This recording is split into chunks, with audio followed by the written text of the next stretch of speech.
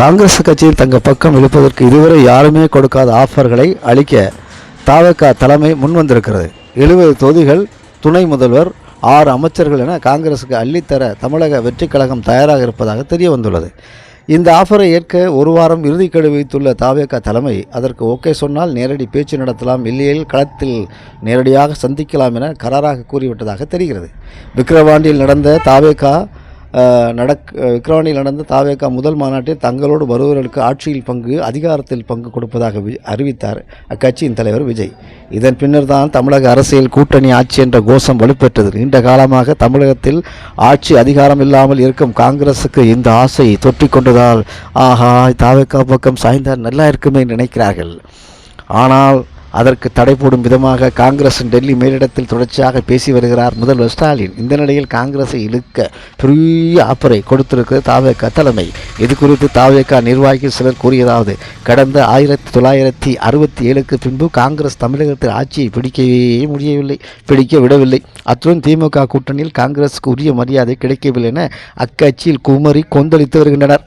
அதிகார பகிர்வென விஜய் அறிவித்ததால் திமுக மீது அதிருப்தியில் இருக்கும் காங்கிரசார் தங்கள் கட்சி தலைவர் ராகுலின் ஆலோசகர் பிரவீன் சக்கரவர்த்தியிடம் தவிகவுடன் கூட்டணி பேசி வருகின்றனர்.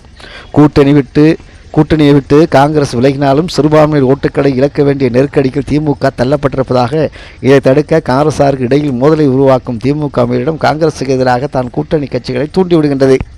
அதன்படி தான் இதுநாள் வரைக்கும் அமைதியாக இருந்த கம்யூனிஸ்ட் கட்சிகள் ஒன்றுபோல இம்முறையும் அதிக தொகுதியில் கேட்போம் என சொல்கின்றனர். இதன் வாயிலாக நீங்கள் வரவில்லை என்றால் கூட்டணி கட்சிகள் அதிக இடங்கள் கொடுப்போம் என காங்கிரஸை மிரட்டி பார்க்கிறது திமுக மேலிடம்.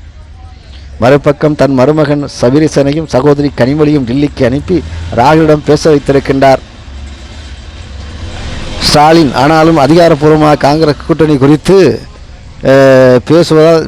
பேசாததால் தவிகவுக்கு ஒருவித நெருக்கடி உருவாகிவிட்டது. எனவே தான் கடைசி அழைப்பாக காங்கிரஸ் தவிக தரப்பில் பேசப்பட்டு வருகிறது. அதாவது திமுக கூட்டணியில் வெறும் 5 தொகுதிகள் கூடுதலாக பெற நீங்கள் போராடி கொண்டிருக்கிறீர்களா? ஆனால் தவிக தரப்பில் 70 தொகுதிகளப்பா.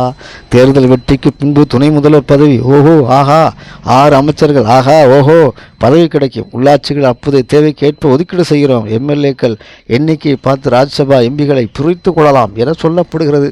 ஆஹா, அடித்தது ஆப்பர். இதில் பதில் சொல்வதற்கு இறுதி கெடுவாக ஒரு வாரம் அவகாசம் தரப்பட்டுள்ளது. ஆப்பரை ஒப்புக்கொண்டால் ஒரு கட்சி மேலிடம் நேரடியாக பேசலாம். இனி திரைமறைவு பேச்சுக்கு இடம் கிடையாது. இல்லையில் நாங்கள் தனித்து கிளம்பிறங்கி தயாராகி விடுவோம் என காங்கிரஸ் தரப்பிடம் தெளிவாக சொல்லிவிட்டது தவிக. கடந்த 2011 திமுக கூட்டணி 63 தொகுதிகள் ஒதுக்கியது. தான் காங்கிரசுக்கு உச்சபட்சமாக இருந்தது. காங்கிரஸ் இதுவரை இல்லாத ஆஃபரை தவிக மேலிடம் அளித்திருக்கிறது.